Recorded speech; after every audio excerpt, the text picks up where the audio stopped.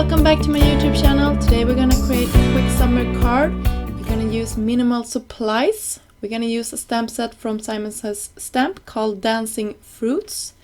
And these have fun, both solid images and also outline images, and we're gonna use both of these for today's projects. I am using my Mini Misty just to make sure that I can double stamp this without any problems.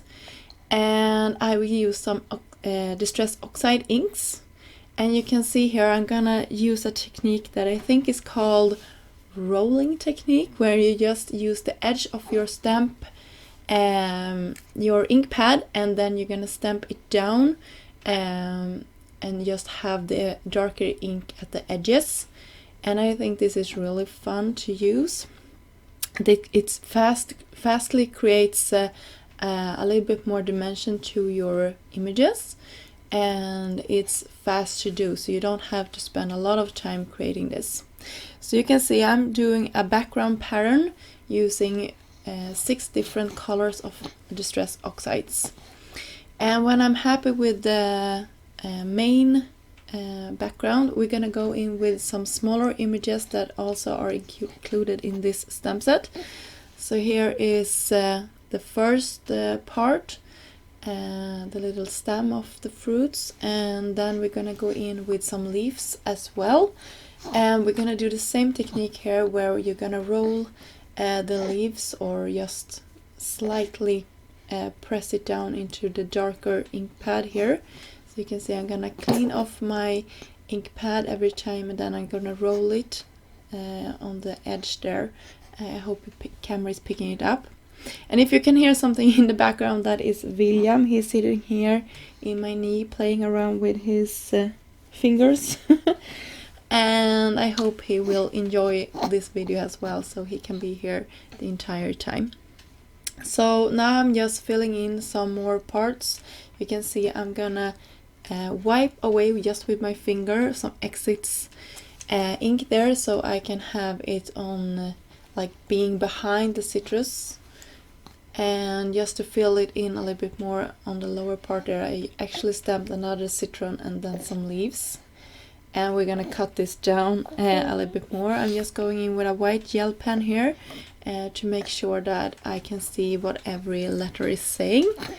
And when I'm happy with that, you can see I also adhere it to a craft, a Nina craft paper. And I'm also going to use a die set that says grattis, and that is congratulations in English. I just wanted this to have a Swedish message because I know I'm going to send this out very soon. And I can, if you are Swedish or just want to know what brand this is, I can link it down below for you.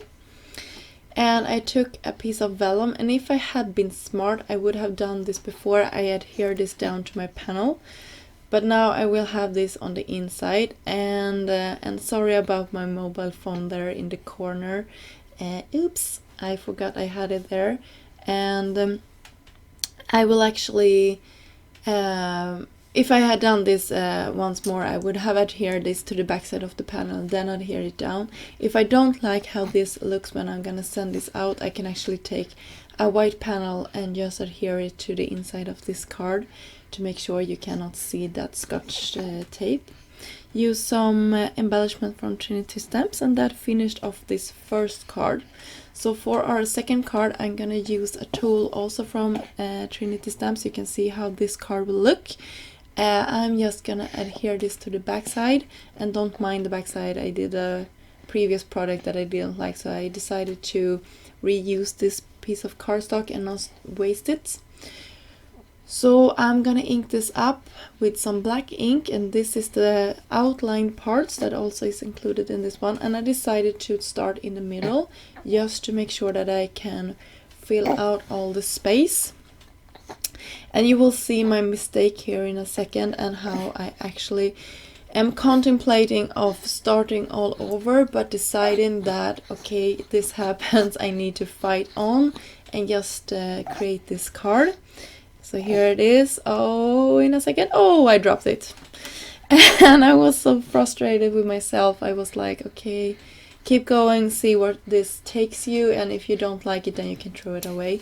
Since I had messed up on the backside, I was quite frustrated with this second project, so I just wanted this to be good, because I had a plan in my mind and then I couldn't realize the first one, so now I was struggling with the second one, and I decided, okay, keep going, you have to create this.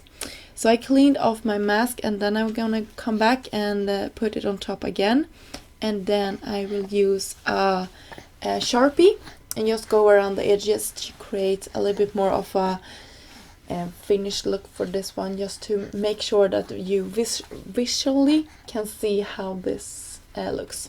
So to fix my mistake, I'm gonna go in with a sand eraser and just going quite heavily over all the lines, just to make sure that I'm really going to get all of this ink away. As I dropped it, it was quite a light touch of ink, even though it's black, so it was no problem fixing it. And I'm going in with a Sharpie again. You can see my tip is a little bit thicker than the lines of this stamp set, but when all is colored in, I don't think you can actually see that.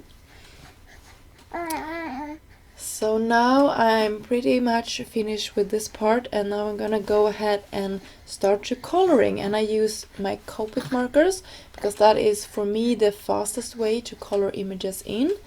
And I decided to have a light source. For me, that is not, I'm not that good at coloring, so for me that is not a big part of it, but I decided to have it like that, and I tried to make it similar for all the fruits. And then I'm going in with a gray marker, and I hope I will zoom in a little bit here for you, so you can see that I'm just going around all the edges, and then I will cover it all, the white space, with just a light gray marker. I believe that was a C1 and a C3 that I went in around the edges of all my images. So I will show you how it looks when it's all finished, and that is how it turned out. And now I'm doing it the right way, I would say. I'm gonna cut a little bit of a banner here. I'm just free-handedly cutting into the center of this vellum strip, and then I'm cutting from the edge into the center to create a nice banner. And then we're gonna tuck this around our card base, making sure that gratis die fits perfectly on top of it.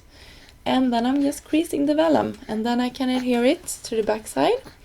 And this is how I want to do it. Actually, you will see I'm taking some wet glue and I'm pressing it down in top of in this, and then we're just gonna adhere it down to our gray panel here, or sorry, not panel, to the card base. And then I'm taking some more liquid glue. Remember, vellum doesn't like liquid glue, so make sure it doesn't ooze out the sides, because that will look really bad. I'm taking something heavy and placing it on top of it, letting it dry, and then I'm going back in, just flipping that banner out, and I can adhere it down to our cardstock. And I think that makes the most sense to do it in this way. And I hope you like that gold glitter, and I also use some gold sequins from Trinity Stamps. And that finished off our both our cards, and I hope you liked this video. If you did, I would be super happy if you leave me a comment down below, and maybe giving this video a thumb up. Until next time, have a great day. Bye!